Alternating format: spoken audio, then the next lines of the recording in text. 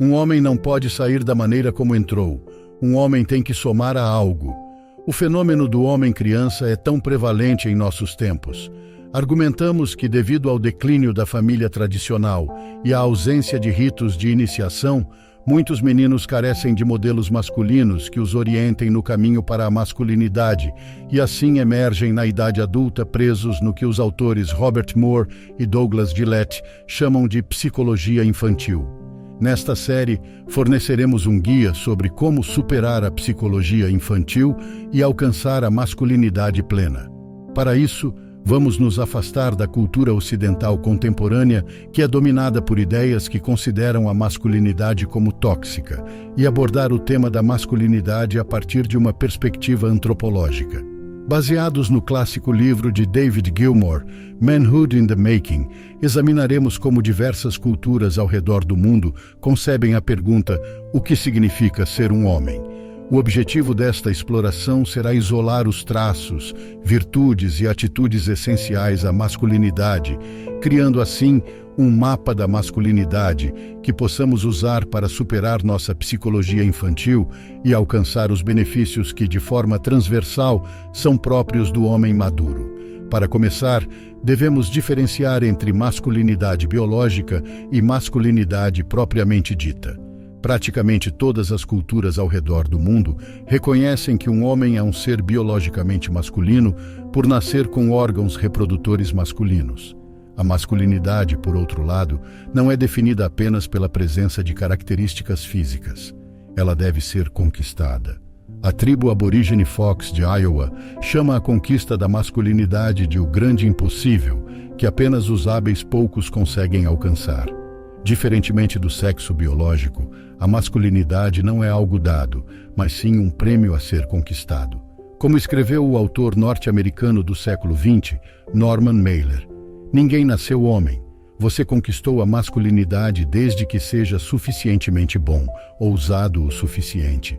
Ou, como explica David Gilmour, existe uma noção constantemente recorrente de que a verdadeira masculinidade é diferente da masculinidade anatômica, que não é uma condição natural que acontece espontaneamente através da maturação biológica, mas sim um estado precário ou artificial que os meninos devem conquistar contra probabilidades poderosas. Essa noção recorrente de que a masculinidade é problemática é encontrada entre os caçadores e pescadores mais simples, entre camponeses e pessoas urbanas sofisticadas. Ela é encontrada em todos os continentes e ambientes.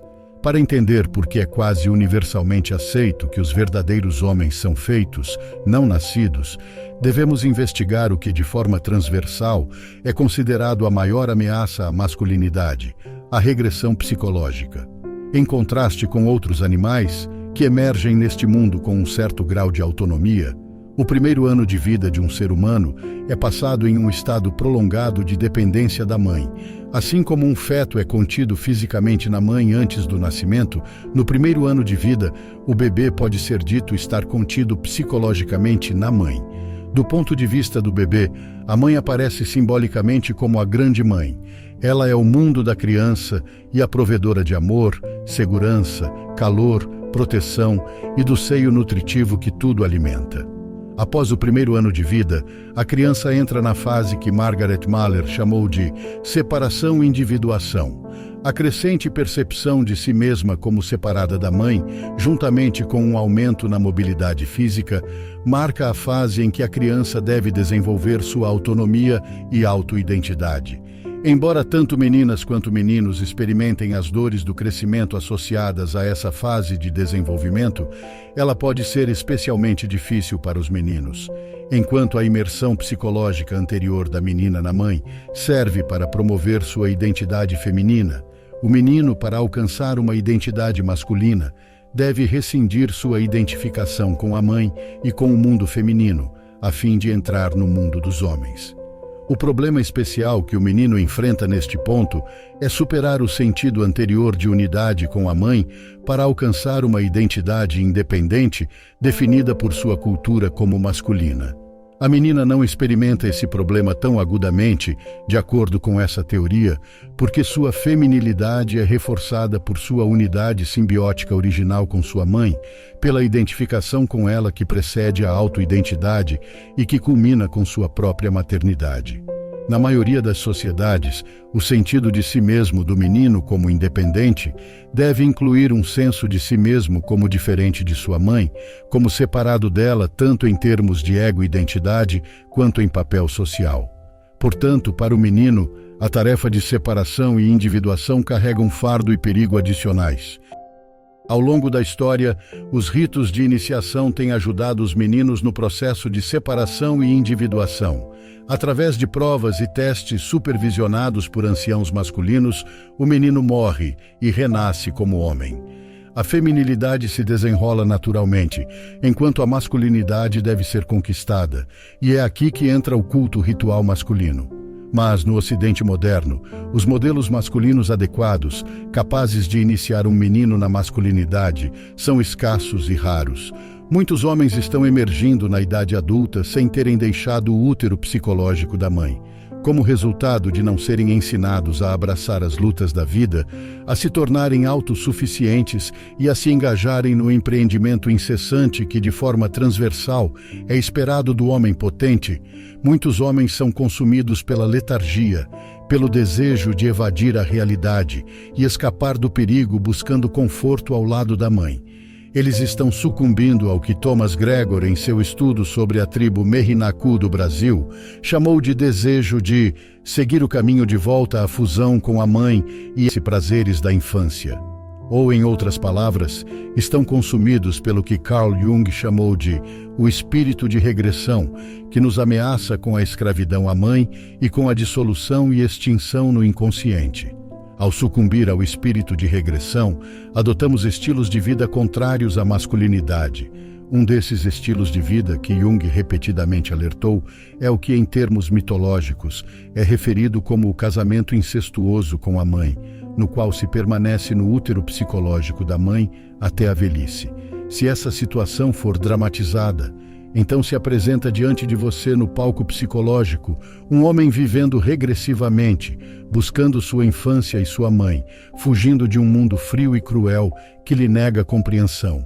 Muitas vezes, uma mãe aparece ao lado dele, que aparentemente não demonstra a menor preocupação de que seu pequeno filho se torne um homem, mas que com esforço incansável e autoimolador não negligencia nada que possa impedi-lo de crescer e casar. Você testemunha a conspiração secreta entre mãe e filho e como cada um ajuda o outro a trair a vida. Outros, consumidos pelo espírito de regressão, podem se libertar do útero psicológico da mãe apenas para adotar o estilo de vida de Peer Gynt, que o psicólogo Rollo May chamou de o mito dos homens no século XX. Peer Gynt é o mito, ou seja, o padrão de vida, de um homem caracterizado por dois desejos. Um desejo é ser admirado pelas mulheres, e o outro desejo é ser cuidado pelas mesmas mulheres. O primeiro desejo leva a comportamentos machistas. Um fanfarrão, ele se pavoneia e é grandioso. Mas todo esse poder aparente está a serviço de agradar a mulher, a rainha figurativa, para que o segundo desejo seja satisfeito. Esses dois desejos são contraditórios. A mulher é quem detém o julgamento final e, correspondentemente, o poder sobre ele. Não importa o quanto ele pareça ser o mestre fanfarrão com suas várias mulheres, ele é na realidade um escravo servindo à rainha. Sua autoestima e sua imagem de si mesmo dependem do sorriso dela, de sua aprovação. O espírito de regressão também pode levar à adoção de estilos de vida prejudiciais, não centrados na dependência psicológica de uma mulher. Como argumenta Erich Neumann em seu livro O Medo do Feminino, o cansaço do mundo, a doença neurótica ou a aceitação plácida do comum na tentativa de evitar lutas, tudo isso pode significar que o espírito de regressão está ativo em nossa mente. Regressões desse tipo dão origem não apenas a ansiedades típicas e fobias, mas também, e especialmente, a vícios, e se o ego é amplamente destruído, a psicoses. Para nos libertarmos do espírito de regressão e nos movermos em direção à masculinidade, precisamos cultivar uma atitude heróica. Essa atitude tem sido expressa em incontáveis mitos, sendo um dos mais notáveis o conto germânico de Tannhäuser e Vênus. Nesse mito, o cavaleiro Tannhäuser é abordado pela bela deusa Vênus, que o convida a se juntar a ela no Monte Venusberg, onde ela promete satisfazer todos os seus desejos. Tannhäuser aceita sua oferta e permanece neste mundo feminino paradisíaco por um ano, mas logo se cansa e é dominado por um intenso conflito moral. Deveria ele permanecer em Venusberg, onde todos os seus desejos de prazer são satisfeitos? Ou deveria renunciar a essa vida passiva e dependente e, mais uma vez, abraçar lutas significativas no mundo? Após uma deliberação angustiante, Tannhäuser decide deixar Venusberg. Devo voltar ao mundo dos homens. Estou preparado para a batalha, mesmo para a morte e o nada. Comentando sobre esse mito, David Gilmour escreve: o cavaleiro dominou a mais primitiva das demandas do princípio do prazer, a tentação de se afogar nos braços de uma mulher onipotente, de se recolher em um casulo pueril de prazer e segurança. Ao explorarmos como culturas ao redor do mundo concebem a masculinidade, construiremos um mapa da masculinidade heróica que possamos usar em nossa busca por amadurecer além das limitações da psicologia infantil. Ao fazê-lo, também aprenderemos por que a afirmação de que a masculinidade é tóxica não apenas é equivocada, mas também perigosa. A masculinidade não é uma ferramenta de opressão, é uma construção cultural destinada a promover o desenvolvimento psicológico dos meninos em homens capazes de apoiar a segurança e a prosperidade de uma sociedade. Quando os ideais da masculinidade são perdidos ou distorcidos, uma sociedade se torna propensa à dissolução nas mãos de ameaças internas e externas. Como a frase frequentemente citada de Michael Hopf diz, homens fracos criam tempos difíceis. Ou como David Gilmour resume, os homens reais são esperados para domar a natureza a fim de recriar e fortalecer as unidades básicas de parentesco de sua sociedade, ou seja, reinventar e perpetuar a ordem social através da vontade, criar algo de valor a partir do nada. A masculinidade é uma espécie de procriação masculina. Sua qualidade heróica reside em sua autodireção e disciplina, sua autossuficiência absoluta, em uma palavra, sua autonomia ativa.